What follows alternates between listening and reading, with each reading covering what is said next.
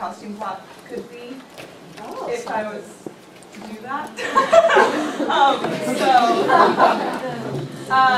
First, like a little bit of information about the time period and like the new woman and stuff like that. There was an increase of jobs from like factory work and an increase of wealth, which led to a middle class. And so also with that, women were able, like the increase in factories and technology, women had sewing machines and ready-made fabrics, so they were able to have more variety in their clothing and more accessible ways to make clothing. And the new technology, typewriters, telegraphs, telephones led to more employment for women, which they hadn't had before. So we have women who are employed, who are able to become educated, who are interested in society and politics, and who are getting involved and becoming this new type of woman. So the clothing style of the 1890s, which is when I would, well, that's 1891 was when Hedda Gabler was first premiered or whatever, so that's when I would take it. The women had the S-curve, which was like the pigeon-shaped bodice and then the curve of the back, but there were no longer bustles, which was the little hump on the back that they used to wear. And fabrics were lighter, very much the style of like, I don't know, the summer redone style that made it easier to move. Two-piece dresses became to be in fashion. It was like suits, trumpet skirts, so no longer the booth skirt at the top, but the skirt would be a little bit narrower around the hips and then out to like a fuller bottom, sometimes with a train.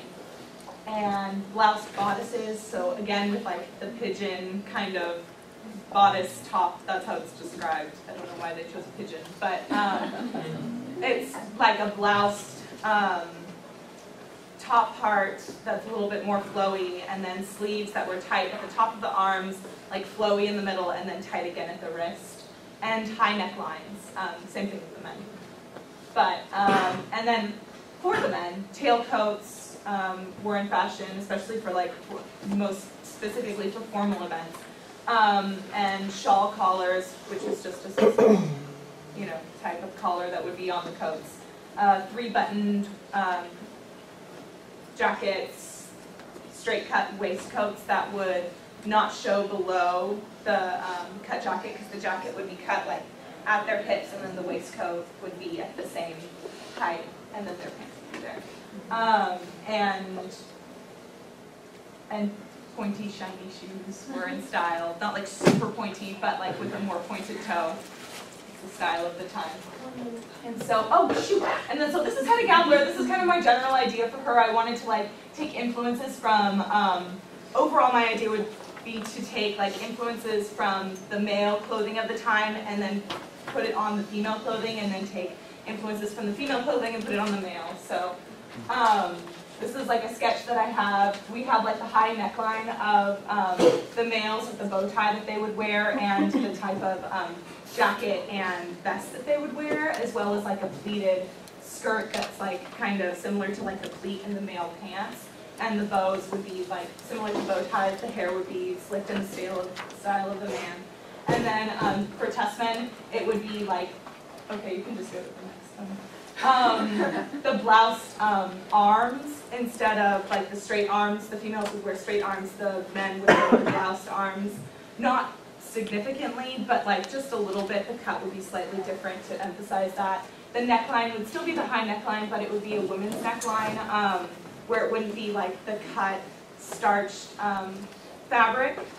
It would be looser fabric that just fits around the neck, and maybe like with a little bit of delicate, some sort of trim along the top. The bow would be more like a woman's bow, and the blousing, I tried to show it, it's not very good, but like kind of the blousing of the top, like the women's clothing of the time.